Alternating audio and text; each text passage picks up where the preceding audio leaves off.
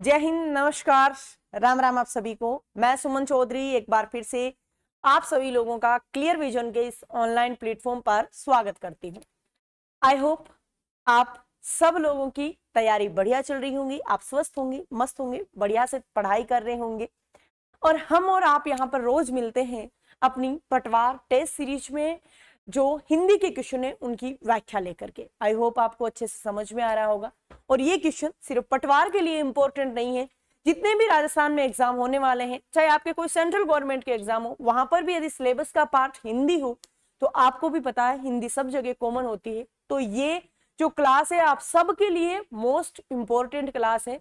यहाँ पर आपको पीवाईक्यू प्लस एमसीक्यू दोनों करवाए जाते हैं।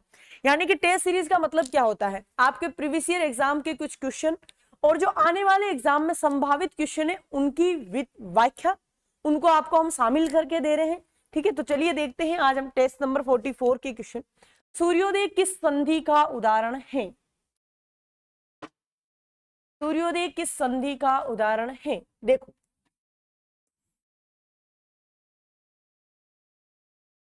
सूर्य प्लस उदय, प्लस के पहले ए प्लस के बाद ए और ऊ मिलकर के ओ बन रहे हैं। ठीक है, अब ए और ऊ मिलकर के ओ बन रहे हैं। वो कौन सी संधि का उदाहरण है? गुण का। यण आएगा नहीं, वृद्धि आएगा नहीं, विसर्ग आएगा नहीं। ऑप्शन कहाँ है? गुण संधि। दिगंबर किस समास का उदाहरण है? मैं आपसे पूछूंगी दिगंबर में संधि कौन सी है, बताइएगा जरूर। देखो, शब्द को मैं तोड़ रही हूं, तब तक आप लोग मुझे जवाब दीजिएगा। दिक प्लस अंबर, के आ रहा है, ए आ रहा है, के और ए मिलकर के गे बन रहा है। ठीक है, के पूरा नहीं है लेकिन ये ए मिलेगा तो गे पूरा बन रहा है। संधि कौन सी? व्यंजन संधि। अब समास, दिगंबर का मतलब क्या है? दिक है जिसके अंबर, दिक का मतलब है दिशाएं, दिशाएं हैं जिसके अंबर। अच्छा, अंबर का मतलब होता है वस्त्र, यानी दिशाएं ही जिसका वस्त्र हो, हम उसे बोलते हैं दिगंबर। अच्छा, दिगंबर में कोई किसी की विशेषता बताई जा रही है क्या? नहीं। दिगंबर एक आपको पता होगा जैन धर्म की दो शाखाएं आती है, श्वेतांबर और दिगंबर। जो श्वेत वस्त्र धारण करते हैं वो श्वेतांबर, और जो वस्त्र धारण नहीं करते, जिनके लिए चारों दिशाएं वस्त्र है, वो है दिगंबर। तो दिगंबर एक वर्ग स्पेसिफिक के लिए एक क्या हो चुका है? रूढ़ हो चुका है, इसलिए हम इसमें बहुवीरी समास को सही करेंगे। ठीक है, नेक्स्ट। आ उपसर्ग का उदाहरण नहीं है। आ जना, आगमन, आभार, आया।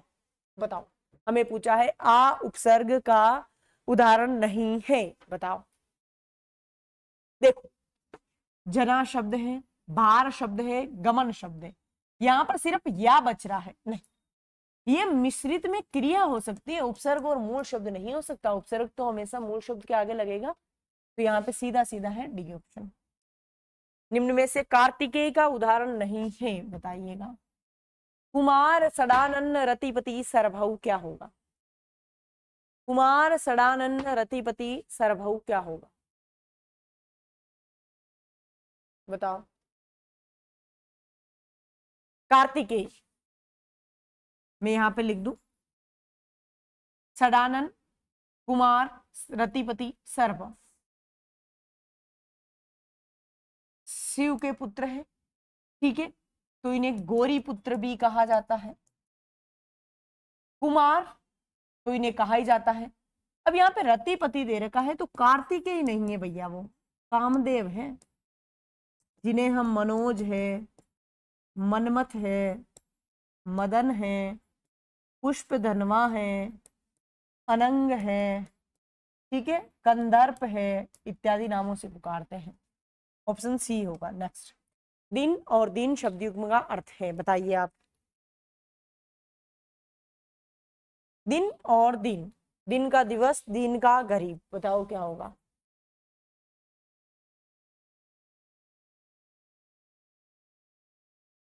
दिन और दिन, दिन यानी होता है दिवस, दिन यानी होता है गरीब।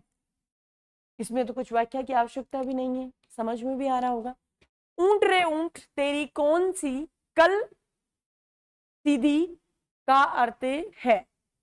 ऊंट रे ऊंट तेरी कौन सी कल सीधी का अर्थ है, बताइए क्या होगा। यहाँ पे सीधा सीधा मतलब एक तो निकल रहा होगा कि तेरी कौन सी कल सीधी थी, यानी कि गर्दन तेरी कौन सी गर्दन तेरी सीधी थी, मतलब है तुझ में कौन सा एक गुण था, कोई गुण नहीं है। अब कोई गुण नहीं है तो इसका मतलब सभी अवगुणों से युक्त आदमी। किस क्रमांक में? अंग्रेजी परिभाषिक शब्द के सामने उसका सही हिंदी समकक्ष शब्द नहीं है। एक्स ऑफिशियो पूर्व अधिकारी, एडप तदप, कोरम गणना, डिस्पोजल निपटान। नहीं पूछा है प्रश्न को। देखो प्रश्न को हम आधी बार तो गलत पढ़ने की वजह से गलत कर देते हैं। एक पेपर है, अगर आप अपनी लापरवाही से 4 क्वेश्चन 3 से 4 क्वेश्चन गलत करते हो तो एक माइनस का 5 क्वेश्चन, 5 का मतलब है 10 नंबर, और 10 नंबर बहुत होते हैं आपको मेरिट से पीछे रखने में, ठीक है। तो इसका मतलब है कि जितने टेस्ट आप दोगे तो एक तो आपके क्वेश्चन अटेम्प्ट करने के तरीका, गलतियों से बचा जाता है, प्लस नॉलेज इंप्रूव होता है, प्लस आपका जो एग्जाम का जो डर है वो भी दूर होता है। तो सबसे बेस्ट तरीका होता है एग्जाम आपके क्रैक करने की टेस्ट सीरीज, ठीक है। अब बताओ इसमें नहीं पूछा है कौन सा होगा, तो कोरम गणना या संख्या करने वाला नहीं होता है। कोरम का मतलब होता है गणपूर्ति। नेक्स्ट, कृपा का विलोम होगा। कृपा का मतलब आशीर्वाद का जो पात्र है। आवेश, आवेग, क्रोध, उद्वेग क्या होगा? कृपा का विलोम शब्द है, बताओ क्या होगा? कृपा का विलोम शब्द क्या होगा? आवेश, आवेग, उद्वेग, क्रोध। तो क्रोध, कोप, कोप होता तो ज्यादा बढ़िया लगता, क्रोध है तो क्रोध, ठीक है। अब यहाँ पे है कि उद्वेग भी दे रखा है, तो उद्वेग भी कृपा का ही विलोम होगा। उद्वेग का मतलब है अच्छा उत्तेजित होकर के कोई, ठीक है। हालांकि सबसे ज्यादा हम बोलते हैं ना कि ये इसका कृपा पात्र है, ये इसका कोप का पात्र बना, मतलब क्रोध का पात्र। तो अकॉर्डिंग टू मी ज्यादा सही जवाब क्रोध होगा, ठीक है। हाथ से लिखी हुई पुस्तक के लिए प्रयुक्त एकल शब्द है हस्तलिखित, मुद्रित, पांडुलिपि, टकसाल। क्या होगा बताओ? हाथ से लिखी गई पुस्तक आया, देखो हस्तलिखित बिल्कुल सही हो सकता है, लेकिन हाथ से लिखी हुई पुस्तक के लिए एकल शब्द आपको बताना है तो पांडुलिपि आएगा इसमें, ठीक है। शुद्ध शब्द है दुर्वस्था, भागवत गीता, लघुत्तर और सभी। बताओ क्या आएगा?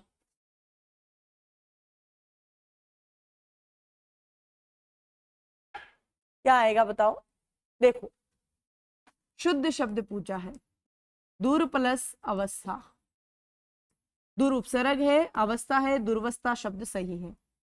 लघुत्तर में देखो लघु प्लस उत्तर होता है, लघु में तो मात्रा छोटी आएगी, बिल्कुल सही है, लेकिन ऊ और ऊ मिलकर के बड़ी ऊ बनेगा लघु। भगवत गीता ऐसे नहीं होता, भगवत गीता होता ना भगवत गीता, ठीक है। ए ऑप्शन करेक्ट होगा। लास्ट क्वेश्चन, निम्नलिखित वाक्यों में शुद्ध वाक्य कौन सा है? अपनी बात आपको मैं बताता हूं, शहीदों का देश सदा आभारी रहेगा, गाय का दूध ताकतवर होता है, ध्यानपूर्वक विद्यार्थियों को पढ़ाई करनी चाहिए। बताओ। अपनी बात आपको मैं बताता हूं, शहीदों का देश, तो देश शहीदों का नहीं है, सभी का है। देश पहले आएगा, शहीदों का सदा आभारी रहेगा। इसमें अगर अशुद्धि पूछे तो पद क्रम संबंधी होगी, ठीक है। शुद्ध वाक्य पूछा, गाय का दूध ताकतवर होता है, ध्यानपूर्वक विद्यार्थियों को पढ़ाई करनी चाहिए, विद्यार्थियों को ध्यानपूर्वक, इसमें भी पदगर्म संबंधी अशुद्धि है। अपनी बात आपको मैं बताता हूं, यहाँ पे होगा मैं आपको अपनी बात बताता हूं, इसमें भी पदगर्म संबंधी है। अब यहाँ पे एक ही ऑप्शन दिखाई दे रहा होगा, ऑप्शन सी, ठीक है। तो ये आपके 44 पेपर के क्वेश्चन जो हिंदी के हैं 10 क्वेश्चन, आई होप आपको समझ में आए होंगे, ठीक है। और बताइएगा जरूर आपके कैसी क्या कितने क्या स्कोरिंग हो रही है, ठीक है, कितने के आपके नंबर आ रहे हैं, कौन सा पॉइंट कौन सा सब्जेक्ट आपका वीक रह रहा है, ठीक है। थैंक यू सो मच, धन्यवाद।